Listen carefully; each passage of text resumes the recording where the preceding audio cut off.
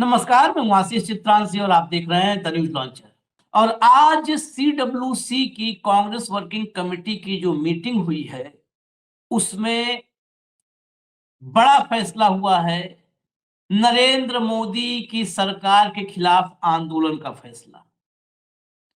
तारीख भी तय हो गई है 5 जनवरी। 5 जनवरी से आंदोलन शुरू होगा। 4 बड़ी रैलियां होंगी जिसमें राहुल और प्रियंका साथ होंगे। अभी ये शुरुआत में बता रहा हूं, पूरी प्लानिंग बताएंगे, लेकिन बड़ी बात इस आंदोलन के ऐलान से पहले जो राहुल गांधी ने खुलासा किया, इसमें सवाल ये भी है कि राहुल तक ये बातें लीक कहां से हो रही हैं। क्या मोदी के दफ्तर में अब छेद हो चुका है? परेशान अफसरों की टोली में से कोई अफसर अब राहुल तक खबरें पहुंचा रहा है। ये हम भ्रम नहीं पैदा कर रहे हैं, हम ये सवाल कर रहे हैं। अब मोदी को अपने दफ्तर में झांकने की जरूरत है, क्योंकि लीक प्रूफ सिस्टम में लीकेज ही लीकेज हो चुके हैं। चुनाव आयोग से भी राहुल को खबरें बताई जाती हैं, क्योंकि कुछ ना कुछ तो अफसर ऐसे होते हैं ना, जब देखते हैं कि संविधान को रौंदा जा रहा है तो उनसे बर्दाश्त नहीं होता। हिम्मत तो नहीं कर पाते, लेकिन मटेरियल प्रोवाइड करवा देते हैं। क्योंकि हमने, याद होगा आपको, जब संसद का सत्र शुरू हुआ, शीत सत्र शुरू हुआ, तो उससे पहले चंडीगढ़ का एक बिल आ रहा था, चंडीगढ़ को लेकर के। उस पर डिबेट के समय हमने आपको पार्लियामेंट के जो है विंटर सेशन का बिजनेस दिखाया था, जिसमें इस सत्र में आने वाले सभी 17 बिल करीब थे। 17 बिल, एक एक बिल पढ़ के बताया था। कहीं पर भी जी राम जी नहीं था, उसमें कहीं नहीं था। एकाएक ये बिल आता है, मोदी देश से बाहर जाते हैं और बिल आ जाता है।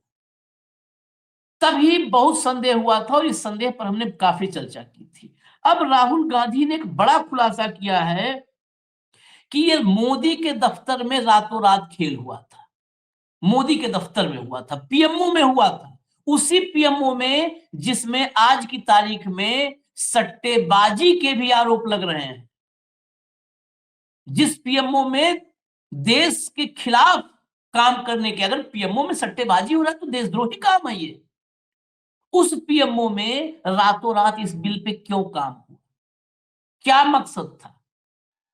राहुल ने यह भी खुलासा किया है कि इस बारे में किसी मंत्री से या संबंधित मंत्रालय से भी कोई विचार विमर्श नहीं हुआ। संबंधित मंत्रालय से तो कम से कम बातचीत होती, उससे भी कोई बातचीत नहीं। ये बिल लाया गया है। 5 तारीख से जब आंदोलन होगा तो पीएमओ के भीतर जो साजिशों का दौर चल रहा है देश भर में, इसका सच बताएंगे राहुल और प्रियंका साथ खड़गे जी को लेकर के मैदान में उतरेंगे। भाऊ को ले आइए, फिर हम बाइटें सुनाए और आगे बढ़े चर्चा में। स्वागत है भाऊ। पूरे इसमें हाईलाइट आंदोलन से बड़ा यह है कि पीएमओ के भीतर का खेल कैसे पकड़ा राहुल गांधी। मैं पहले खड़गे साहब को सुनवाना चाहता हूं। खड़गे साहब क्योंकि वरिष्ठ है तो उन्हीं से शुरुआत होनी चाहिए, और वही ऐलान भी कर रहे हैं, कांग्रेस के राष्ट्रीय अध्यक्ष हैं। तो खड़गे साहब को सुनवाइए भैया। आज की जो सीडब्ल्यूसी की मीटिंग हुई, ये मीटिंग में हमने ये शपथ ग्रहण किया कि मनरेगा योजना को प्रमुख बिंदु बनाकर सारे देश में एक बहुत बड़ा आंदोलन करने का निर्णय लिया। और उस जो शपथ विधि में हमने 5 बिंदुओं पर अपनी बात रखी कि मैं पूरा पढ़ने से ये अच्छा होगा कि आपको सर्कुलेट किया जाएगा, तो ये अच्छा होगा। हम शपथ लेते हैं कि भारतीय राष्ट्रीय कांग्रेस पार्टी अग्रणी भूमिका लेते हुए 5 जनवरी से मनरेगा बचाओ अभियान की शुरुआत करेगी। महात्मा गांधी राष्ट्रीय ग्रामीण रोजगार गारंटी अधिनियम मनरेगा का हर हाल में रक्षा करेंगे। मनरेगा कोई योजना नहीं बल्कि भारत के संविधान से मिला काम का अधिकार है। हम ये संकल्प लेते हैं कि ग्रामीण मजदूर के सम्मान, रोजगार, मजदूरी और समय पर भुगतान के अधिकार के लिए एकजुट होकर संघर्ष करेंगे और मांग आधारित योजना और ग्राम सभा के अधिकार की रक्षा हम लोग करेंगे। हम ये भी शपथ लेते हैं कि मनरेगा से गांधी जी का नाम मिटाने और मजदूर के अधिकार को खैरात में बदलने की हर साजिश का लोकतांत्रिक विरोध करेंगे। संविधान और लोकतंत्र पर भरोसा रखते हुए हम मनरेगा बचाने, मजदूर के अधिकार बचाने और गांव-गांव अपनी आवाज बुलंद करने का संकल्प हम लेते हैं। इसी के साथ हमने जय संविधान जय हिंद का नारा लगाते हुए इसको हम सभी ने स्वीकार किया। चलिए, ये 5 तारीख से ऐलान हो गया, लेकिन महत्वपूर्ण जो हमारे चर्चा में केंद्र बिंदु होगा कि आखिर इस मनरेगा से दिक्कत क्या थी और पीएमओ ने बिना संबंधित मंत्रालय को भी विश्वास में लिए चर्चा किए, रातों रात क्यों किया, ये खुलासा राहुल गांधी का है, जरा सुनिए। मनरेगा सिर्फ एक योजना नहीं थी। मनरेगा राइट्स बेस्ड कॉन्सेप्ट था। मनरेगा से देश में करोड़ों लोगों को एक मिनिमम वेज मिलती थी, जिसके नीचे जब मनरेगा चालू होता था तो उसी लेवल पर उनको मिनिमम वेज मिल जाती थी। और मनरेगा जो हमारा 3rd टियर है, पंचायती राज का जो टियर है, उसमें directly political participation, finance, support का एक साधन था, मेथड था। तो ये डायरेक्ट राइट्स बेस्ड का जो कॉन्सेप्ट है उस पर आक्रमण है। दूसरी बात, जो फेडरल स्ट्रक्चर है, स्टेट्स का जो स्ट्रक्चर है, उस पे भी ये आक्रमण है। ये जो पैसा लिया जा रहा है, ये स्टेट से छीनकर सेंटर ले रहा है। तो ये concentration of power, concentration of finance है। इससे देश को नुकसान होगा। इससे जो गरीब जनता है उनको नुकसान होगा, उनको दर्द पहुंचेगा, उनको कष्ट होगा। और आखिरी बात, मुझे बताया गया है कि ये decision directly prime minister office से लिया गया है और मंत्री से बिना पूछे, कैबिनेट से बिना पूछे ये डिसीजन लिया गया है। इससे आपको आज की हालत क्या है उसके बारे में पता लगता है कि 1 मैन शो चल रहा है और जो भी नरेंद्र मोदी जी करना चाहते हैं वो करते हैं। ये बताया गया है, कौन बताया, यही तो सवाल है। एक छोटी सी क्लिप और है राहुल गांधी की, छोटी सी क्लिप और पूरा का पूरा फायदा वही 2-3 अरबपतियों के लिए है। आप देखना, ये प्रोग्राम कोलैप्स करेगा, राइट्स बेस्ड आर्किटेक्चर कोलैप्स करेगा, इससे रूरल इकोनॉमी को नुकसान पहुंचेगा और यही पैसा नरेंद्र मोदी जी अदानी और अंबानी जैसे लोगों को पकड़ा देंगे। Thank you. अडानी अंबानी भी आ गए।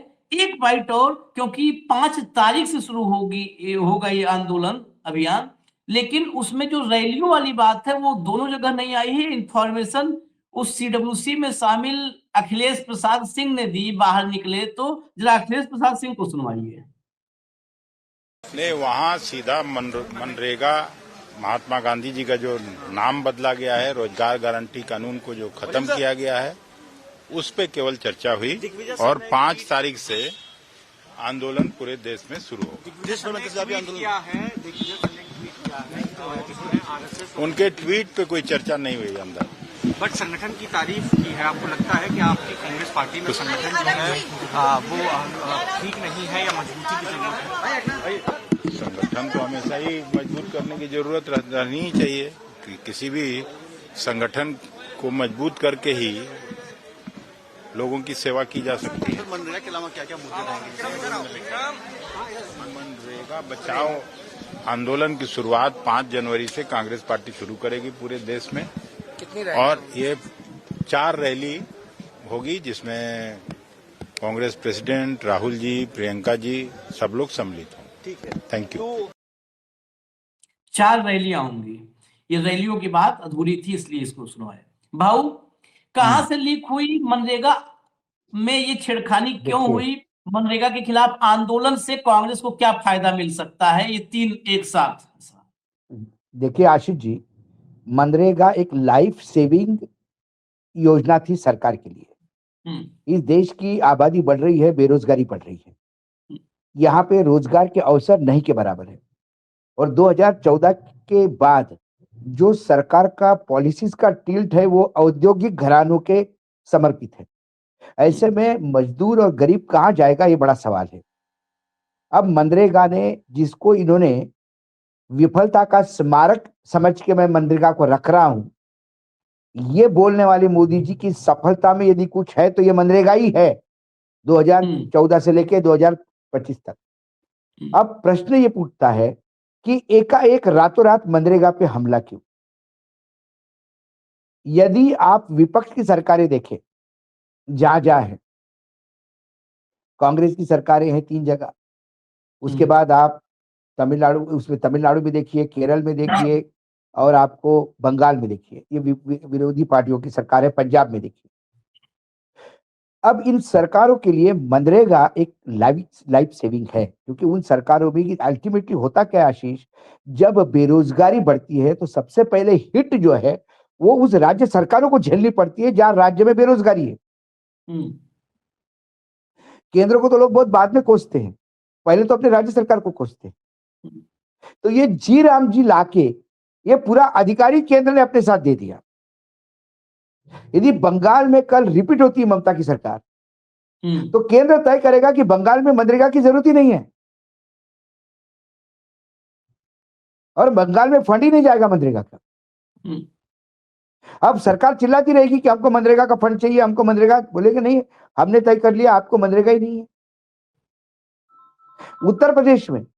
उत्तर प्रदेश में लोकसभा में जहां जहां समाजवादी पार्टी को और कांग्रेस को समर्थन मिला है, वहां मनरेगा की जरूरत ही नहीं है। नरेंद्र मोदी जी की स्टाइल ऑफ फंक्शनिंग ये है, ये विपक्ष को ही खत्म करते नहीं, जो विपक्ष जिन मतदारों के भरोसे से जिंदा है उन मतदारों को भी डायरेक्ट हिट करते हैं कि समझ लो, 2 वोट और चुनाव जितवाओ, मनरेगा ही नहीं तुम्हारे यहां। पहले ऐसा नहीं था। बंगाल में मनरेगा कहां जरूरत है बंगाल सरकार तय करती थी, ग्राम पंचायत तय करती थी कि मेरे यहां बेरोजगारी है, मुझे ये काम करवाने हैं। अब केंद्र तय करेगा, और केंद्र अपनी राजनीतिक लाभ और हानि को देखते हुए तय करेगा। इसलिए मनरेगा की गारंटी नाम की चीज समाप्त हो गई है। दूसरी बात, मनरेगा की वजह से एक डिग्निटी ऑफ लेबर हो गया था। जब मनरेगा में इतना पैसा मिल रहा तो खेती में भी, बाकी जगह पे भी उतनी लेबर मांगते थे लोग। मनरेगा का जो पेमेंट था वो बेस हो गया था। सपोज आज मेरे यहाँ खेती है, मैं खेती में मुझे लोग चाहिए, तो वो बोलते मजदूरी बढ़ा के चाहिए, मनरेगा में तो इतनी मिल रही है, उससे थोड़ा कम दो लेकिन उतनी तो दो। इन्होंने पूरे एग्रीकल्चर के उस साइड में वो 60 दिन मनरेगा खत्म कर दिया। मतलब जो मिलेगा उस पर काम करना पड़ेगा लेबर को। तीसरी बात जो राहुल गांधी कह रहे हैं कि पैसा अडानी अंबानी को, पैसे से ज्यादा अडानी अंबानी को चीप लेबर भी चाहिए। हर राज्यों में लोग काम करेंगे तो अडानी अंबानी के प्रोजेक्ट के लिए लोग कहां से आएंगे? आपको लगता है कि महाराष्ट्र में, मुंबई में जो अडानी जी जो अपना ड्रीम प्रोजेक्ट बना रहे हैं धारावी में, आपको लगता है वहां पे मुंबई के लोग काम करेंगे? वह लाखों की तादाद में लेबर लगेगा, कहां से आएगा? यहीं से आएगा। तो जब मनरेगा स्क्वीज करोगे तो लेबर भागेगा। 2 टाइम की रोटी के लिए जो मिलेगा सो जो चाहिए।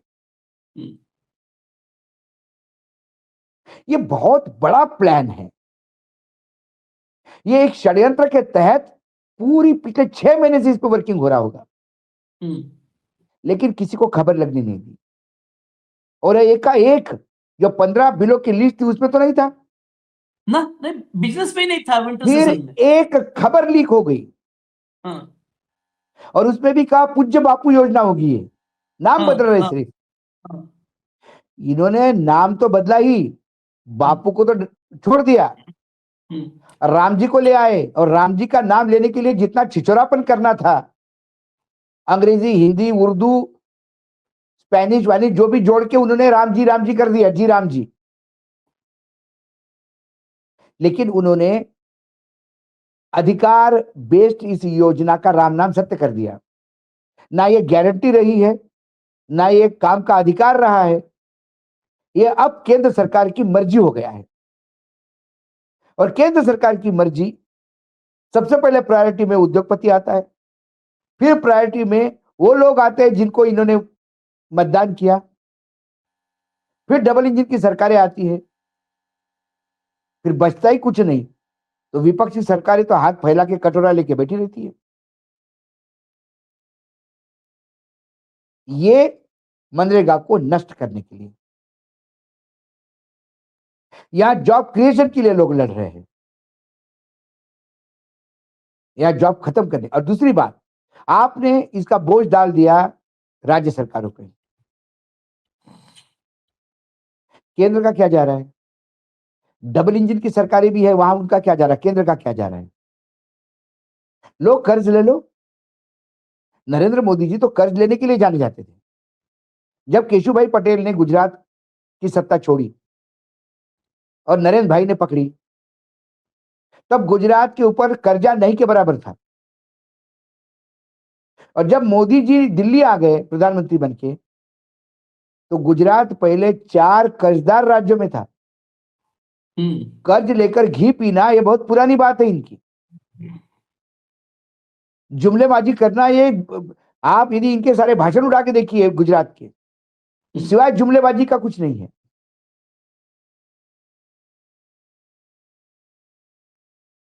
शो बिजनेस है। लोगों को पानी पीने को मिलेगा कि नहीं मिलेगा ये छोड़ दीजिए। उत्तरी गुजरात में इतना पॉल्यूटेड पानी है कि 1000 फीट नीचे भी पानी पॉल्यूटेड मिलता है। लेकिन साबरमती पे घाट बना के दिखाना है लोगों को। वो सोमैन, ये वो एक सोमैन थे फिल्मों में, राज कपूर और राजनीति। मैंने तो कहा, अरे सुभाष घई से लेके अमिताभ बच्चन और दिलीप कुमार पानी भरती इनके सामने यदि ये इंडस्ट्री में जाते। लेकिन मैं इस आंदोलन पे जरा भाव आता हूँ। ये आंदोलन नहीं, अगर जो आपने तीसरा सवाल, आंकड़े हैं, कुछ आंकड़े हैं, ये बहुत जरूरी है ये समझना। अगर कांग्रेस ग्रास रूट लेवल तक ये आंदोलन ले गई, क्योंकि यहां पर मजदूर जुड़े हुए हैं और दुनिया में तमाम देशों में जब आमूल चूल परिवर्तन हुआ है तो मजदूरों ने किया है। कुल पंजीकृत मजदूर 2025 के अंत तक मनरेगा में 26.57 करोड़ हैं। 26.57 करोड़ मजदूर है पंजीकृत। और ये मनरेगा यही बताना है मनरेगा खत्म है, ये नाम बदला है इसलिए ताकि इसी में झुंझुना बजा करके राम राम कुछ लोग कर लें। सक्रिय मजदूर जो एक्टिव वर्कर हैं वो वर्तमान वित्तीय वर्ष में 12.25 करोड़ के करीब है। सक्रिय जो जॉब कार्ड हैं वो 8.61 करोड़ सक्रिय जॉब कार्ड मौजूद है। महिला भागीदारी जो है इसमें, महिला भागीदारी 2024-25 के फाइनेंशियल ईयर में करीब 4.5 करोड़ महिलाओं की भागीदारी थी, जो 58% है कुल कार्यबल का। आधार सीडिंग 99.5% सक्रिय श्रमिकों यानी करीब करीब 13.5 करोड़ व्यक्तियों के आधार सीडिंग का काम पूरा हो चुका है। मतलब जहां पर 26.5 करोड़ पंजीकृत मजदूर से लेकर के और 13.5 करोड़ का सक्रिय कार्यबल का मामला है, इतना तो कुल 25 करोड़ वोट मिल जाए तो 25 करोड़ मतलब किसी के हिस्से से एक मुश्त हो जाए कि ये 25 इनके हिस्से में नहीं आएगा तो वो सत्ता में अभी नहीं, सत्ता में 100 साल नहीं आएंगे। फिर जब जिसका 25 करोड़ पहले ही से बाहर हो गए कि ये 25 तो नहीं मिलना है। और मजदूर है ये, अब इनको भले वैसे ही कोई स्कीम ला करके 5-5 हजार चुनाव पहले बांट करके इनका वोट खरीद लिया जाए। अगर ये आंदोलन, इस आंदोलन का पेनिट्रेशन अगर ग्रास रूट लेवल तक हुआ जो कांग्रेस कह रही है, अगर जमीन पर कर दिखाई भाऊ, तो क्या ये आंदोलन मोदी के सियासी करियर में आखिरी कील नहीं बन जाएगा? बिल्कुल बन जाएगा आशीष, बन सकता है, बिल्कुल बन सकता है। लेकिन इस आंदोलन का हश्र किसान आंदोलन जैसा नहीं होना चाहिए। 3 किसान कानून वापस लिए, बहुत सारी बातें की और उन्होंने तोड़ दिया। देखिए डिवाइड एंड रूल ये बीजेपी का सबसे पहला हथियार है, पहला टूल किट वो यूज करते डिवाइड एंड रूल। अब कई अखबारों में आप बड़े बड़े एडिट पेज पे, संपादकीय पेज पे लेख पढ़ेंगे जिसमें लिखा रहता है कि राम जी ये मनरेगा से कैसा बेहतर है, और बहुत ही वाहियात तरीके से बताया जाता है। जैसे अभी बड़े नेताओं की, अभी मैं कल ही इंदौर में, परसों के दिन इंदौर में जो लेखी जी थी, जो इस बार तो उनको शायद टिकट भी नहीं मिला और जो मंत्री भी रह चुकी है, उनकी प्रेस कॉन्फ्रेंस हुई। वहां मीडिया ने पूछा कि जब डॉलर 60 रुपए क्रॉस कर गया था तो देश की इज्जत जा रही थी यूपीए सरकार में, अब 91 हो गया। तो उनका जवाब बेहतरीन था। उन्होंने कहा कि ये रुपया को जानबूझ के नीचे रखना पड़ता है विकास दर के लिए, क्योंकि हम जो निर्यात करते हैं उससे हमको ज्यादा पैसा मिलता है और देश की ग्रोथ होती है, इसलिए पैसा रुपया की कीमत नीचे रखी है हमने। महंगाई यूपीए के समय बहुत ज्यादा थी, अभी हमारे यहाँ नहीं के बराबर है। महंगाई ज्यादा होती है तब रुपये का रेट गिरता है, मतलब रुपया ऊपर रहता है, और महंगाई कम होती है तो रुपये का रेट गिरता है। ये अर्थशास्त्र के नए पाठ सुन के मैंने साष्टांग दंडवत किया उस वीडियो के सामने, लेखी जी के सामने। बेचारे एक पत्रकार ने सवाल नहीं पूछा, अरे माता जी निर्यात में पैसा ज्यादा मिलता है लेकिन आयात में क्या? और भारत का आयात ज्यादा है कि निर्यात? भारत 200 अरब डॉलर से ज्यादा का गैप है, लेकिन ये कुतर्क देने में माहिर है। ये जो स्थिति है, कांग्रेस को चाहिए कि मनरेगा और जी राम जी, ये इनके बीच का विश्लेषण ग्रास रूट को सामान्य भाषा में लोगों को समझाए। जब मजदूर को यह समझेगा कि उसका अधिकार ही छीन लिया है तब वो होगा, नहीं तो ये तो राम जी की कृपा करके उनको ढकने का प्रयास करेंगे। तो ये सारी चीजें कांग्रेस कितना करती है। देखिए मैं बार बार कहता हूं, रैली करेंगे 4 आप, भीड़ भी इकट्ठा होगी, क्या वो मैसेज जाएगा डाउन द लाइन? एक सोनिया गांधी जी ने एक आर्टिकल लिखा हिंदू में, चर्चा का विषय तो बना ना। उसके बाद मनरेगा को लेके एक जन जागरण की जरूरत है। हम्म, वो जन जागरण कैसा करते, उसका ब्लूप्रिंट क्या है, ये देखना होगा। हम्म, नहीं तो यार CWC में सबने मुंडी हिलाई कि हम बहुत करेंगे, वहां जाके राज्य के स्तर पे बात कर दी, 4 फोटो छपवाए अखबार में, हो गया जी हमारा काम। हम्म, मनरेगा के जो वर्कर है, क्या उनको संगठित कर पाओगे? कौन कौन मनरेगा पे काम करता है, गांव गांव के लेवल पे जाके उनको बुला के बताना पड़ेगा कि तुम्हारे साथ क्या हादसा हुआ है। हादसा ही है ये, हादसा ही यह है। हादसा है, हाँ, यह हादसा है, बहुत बड़ा हादसा है। हाँ, और इसीलिए वो अपने पीछे कर गए। ये इतना बड़ा छुरा पीठ में घोपा है इस देश के गरीब लोगों की पीठ में, इतना सामर्थ्य भी नहीं था कि सामने खड़े होकर ये काम करे। ये बिल भेज के देश छोड़, प्रधानमंत्री विदेश यात्रा पे निकल गए। हम्म, उनके मन में, उनको मालूम था कि वो क्या कर रहे हैं, उन्हें क्या काम किया। अच्छा, मैं तो आज शिवराज सिंह फिर चौहान। मैं आज शिवराज सिंह चौहान जी से लेकर हम्म, बीजेपी के तमाम अर्थशास्त्री को फिर मैं आशीष चित्रान जी से के परमिशन से ये घोषणा करता हूं कि आके आंकड़ों के साथ बैठे हमारे चैनल पे और बता दे जी राम जी मनरेगा से श्रेष्ठ कैसा है। हम्म, मुझे तकलीफ नहीं होती कि महात्मा गांधी की जगह राम जी पूज्य बापू लगाते या राम जी मनरेगा करते या रारेगा करते। मुझे नाम से फर्क नहीं पड़ता, क्योंकि महात्मा गांधी के बारे में इनसे मैं अपेक्षा भी नहीं रखता कि ये महात्मा गांधी को बहुत तकलीफ में ढोते हैं। हाँ, हाँ, हाँ, मतलब सांप रेंगते होंगे इनके दिल पे जब कोई महात्मा गांधी का नाम लेता है विदेश में, जब प्रधानमंत्री जाते होंगे तो।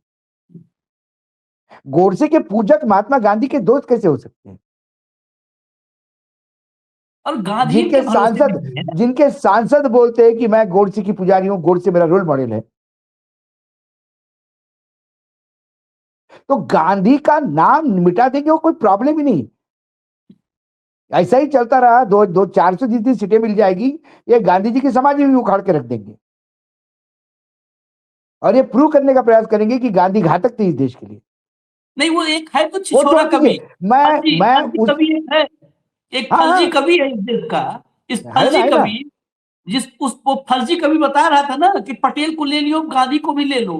वहां पे अरे 3 फर्जी गांधी बैठे हैं, जबकि इस अशोक, देश का सबसे फर्जी कवि मैं है ये। मैं बार बार आशीष जी आपको बताता हूं, यदि आप हाँ, मुझे कह दे कि अशोक हाँ, जी ये जरा आपके लिए सामान लाया, ले लो, हाँ, तो वो सामान उठाने की मेरी औकात है क्या? 2 क्विंटल का एक आधा मुझे बड़ा डब्बा दे दोगे कि 2 क्विंटल की चीज है, उसको उठा ले, पत्थर ले जाओ।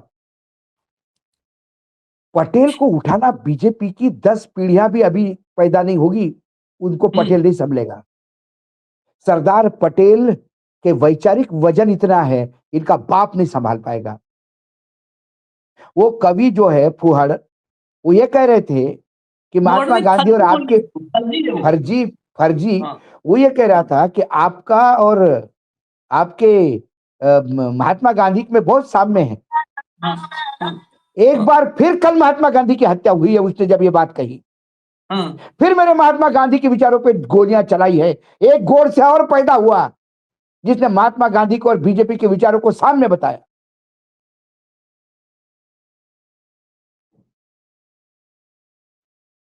महात्मा ये गांधी हमेशा कहते थे, महात्मा गांधी कहते थे ये फांसीवादी लोग हैं। हाँ,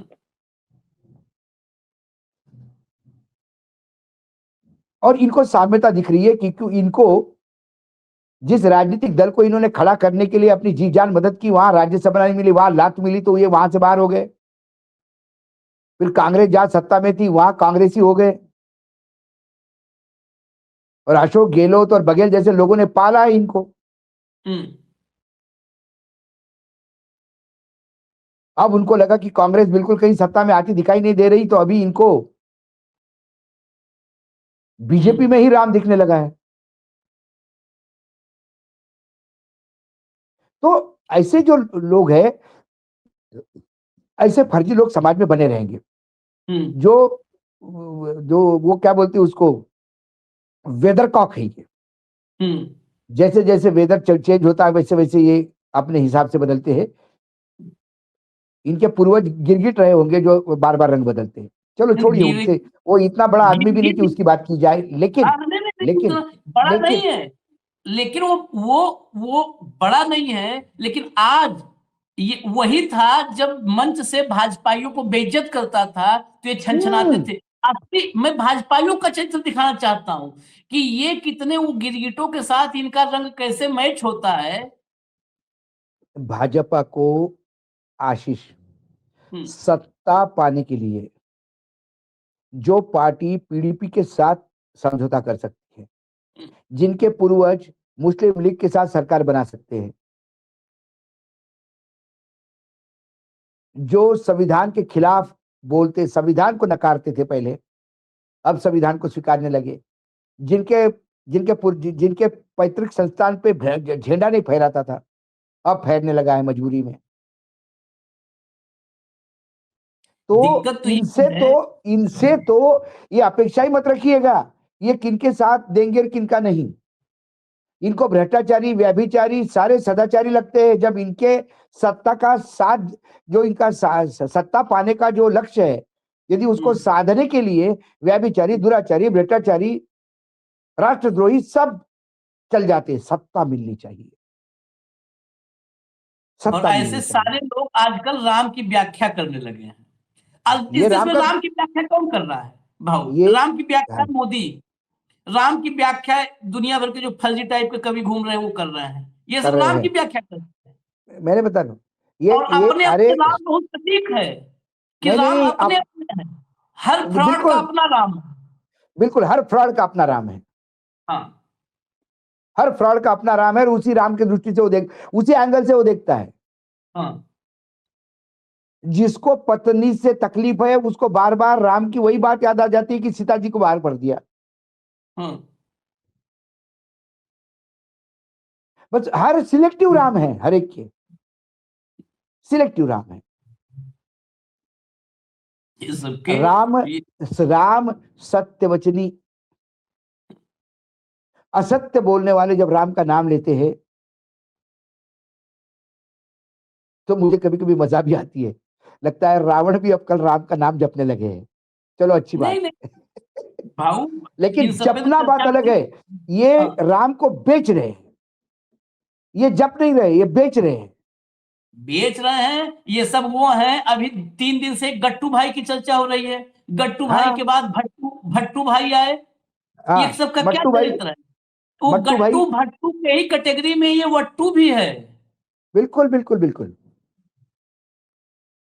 तो इन सब की कुंडली किसी दिन अगर मतलब ये नौबत आ जाएगी तो खोलनी पड़ेगी, फिर खोलनी पड़ेगी। नहीं नहीं नहीं, खोलेंगे, अभी अभी अभी खोलेंगे, समय आएगा, आएगा आएगा। दिन होगा खोल दे, पूरी कुंडली खोल देंगे कि जो है कहाँ कहाँ। हालांकि चलिए, आंदोलन की बात थी, उस आंदोलन से, गांधी परिवार से और यहाँ तक हम लोग पहुंच गए राम तक।